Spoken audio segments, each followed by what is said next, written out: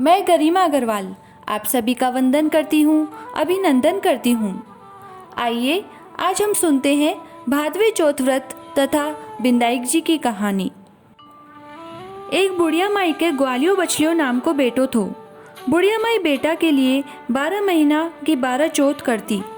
बेटो लकड़ी लाया करतो और दोनों माँ बेटा उन्हें बेचकर गुजारा करता। बुढ़िया माई रोजीना लकड़ियाँ में से 2 लकड़ी अलग रख लेती और चौथ के दिन बेटा से छुपाकर बेचकर सामान लाती और 5 चूरमा का लाडू बनाती। एक लाडू आप खाती और एक बेटा ने खिलाती। एक चौथ के दिन बेटो आपने पड़ोसन के गयो, वह भी चूरमा बना राखी थी, तो पूछो कि आज के है, सो थे चूरमा बनाया हो। पड़ोसन बोली कि मैं तो आज ही बनाया, तेरी माँ तो हर चौथ के दिन बनावे है, तने आज खाने दियो कि नहीं। बेटो बोलो दियो तो थो। पड़ोसन बोली कि तू लकड़ियाँ लावे जी के में से तेरी माँ ओल भी चक्कर चूरमो बनावे। बेटो माँ कने गयो, बोलो कि मैं तो इतनी मेहनत से लकड़ी लाऊं और तू चूरमो कर करके खावे, सो के तो मने छोड़ दे, के चौथ माता ने छोड़ दे। माँ बोली बेटा मैं तो तेरे लिए ही चौथ व्रत करूँ हूँ, सो तने भले ही छोड़ देऊँ, चौथ माता ने तो कोनी छोड़ूँ। जना बेटो घर से जान लाग्यो तो माँ बोली कि तू जावे तो है तो ए चौथ माता का आख्या ले जा और जठे भी संकट आवे बठे चौथ माता को नाम लेकर पूर दिए। बेटो सोचो कि है तो झूठी बात, पर आपना के लिए ले लेवा। घर से चालो, थोड़ी दूर गयो होवेगो कि देखे तो खून की नदी बहवे है। खटेने से भी रास तो कोनी, जद आखा पूर कर बोलो कि हे चौथ माता, अगर यह नदी सूख कर रास तो हो जावे तो तू साची है। इतना में ही नदी सूख कर रास तो होगी। आगे ने गयो तो जाता बावनी में उजाड़ में रात होगी। चारों तरफ बाग बगेरा बोलने लग्या। जद आखा पूर कर बोलो हे चौथ माता, मने रास तो मिल जावे, नहीं तो ये जानवर मने खा जासी। इतना में ही रास तो मिल गो। आगे ने एक राजा की नगरी में गयो। राजा हर महीना एक आदमी की बलि देतो।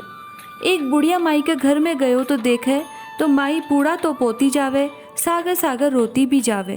जब वो पूछो कि माई रोवे क्यों है, बुढ़िया बोली कि मेरा एक ही बेटो है, वो राजा के बलि चढ़ने जासी, ये पूड़ा ऊके लिए बनाऊँ हूँ। तो वो बोलो कि माई ये पूड़ा मने भर पेट खिला दे, मैं तेरा बेटा के बदले चलो जाऊँगा। माई उन्हें पूड़ा खिला दिया। रात ने सोते समय बोलो कि राजा को बुलावो आवे, तो मने उठा दिए। आधी रात ने बुलावो आयो। माई सोचने लागी कि पराए पूत ने कया बलि चढ़वा देऊँ, पर इतना में ही वो उठ गो और जान लाग्यो। तो बुढ़िया माई ने बोलो कि मेरी कोथली और लाठी धरी राखियो। माई सोची कि आज तक ही कोई पाछी को नहीं आयो, यो के आसी। राजा का आदमी उन्हें लेगा और आवा में चीण दियो। जब वो आखा पूर कर बोलो कि हे चौथ माता, 2 संकट तो टाल दिया, यो भी तू ही टालिए। इतना में आवो पककर तैयार हो गो। 2-3 दिन बाद आवा कने छोरा खेले व था। आवा पर कंकरी मारी तो उमे से आवाज आई। छोरा राजा ने जाकर बोलिया कि राजा तेरो आवो पक गो। राजा सोचो कि 6 महीना में आवो पकतो कोनी, 3 दिन में कहिया पक गो। जाकर देखे तो सोना चांदी का कलश होगा। उतारने लाग्या तो अंदर से बोलो कि धीरे धीरे उतारो, माए मानस को काम है। राजा का आदमी बोलिया कि इमे तो कदे ही कोई कोनी बोलतो, आज कुन भूत देखते बोलने लाग्या। अंदर से बोलो कि मैं तो वही आदमी हूँ जिका ने थे बैठाया था। अंदर जाकर देखे तो हरा हरा जुवारा उगया है, आँखा पूर कर बैठो है। राजा का आदमी राजा ने सारी बात बताई तो राजा आयो और पूछो कि तू कौन है और कहिया बच गो। वो बोलो कि मेरी माँ चौथ का व्रत करे है, सो मैं तो चौथ माता के प्रभाव से बच गो। जना राजा उन्हें बोलो कि एक घोड़ा पर तू चढ़ जा, एक घोड़ा पर मैं चढ़ जाऊंगा और तेरे हाथ पैर में सांकली घाल देवांगा। अगर सांकली खुलकर मेरे बंध जासी तो चौथ माता साची है। दोनों घोड़ा पर चढ़ गा तो वह आँखा पूर कर बोलो कि हे चौथ माता, मेरी लाज राखिए। इतना में ही सांकली खुलकर राजा के बंध गई। राजा सोचो चौथ माता साची है। राजा आपकी बेटी को ब्याह ऊके सागर कर दियो, वो भटे ही रहने लाग्यो। बोला सारा दिन होगा। एक दिन वो अपनी घरवाली ने बोलो कि आज तुम्हारे गांव के कानी बिजली चमके है। रानी पूछो कि थारे गांव भी है के? बोलो कि मेरे एक माँ भी है, अब आपा देश चालांगा। राजा उन्होंने बहुत सारो धन देकर विदा कर दियो। उन्हें बुढ़िया माई से लकड़ी तो काटी को नहीं जाती, सो गोबर चुनकर छाना बेचकर रोटी खाती। पड़ोसन होकर बहू बेटा ने आता देखकर बोली कि बुढ़िया माई तेरा बेटा बहू आवे है, बहुत सारो धन लाया है। बुढ़िया माई बोली कि मेरा कर्म में खटे बेटा बहू लिखोड़ा है, एक बेटो तो जी को भी तूने लगा सिखाकर काट दियो। पन जी मान्यो कोनी, बटोड़ा पर चढ़कर देखे तो साचे ही आवे है।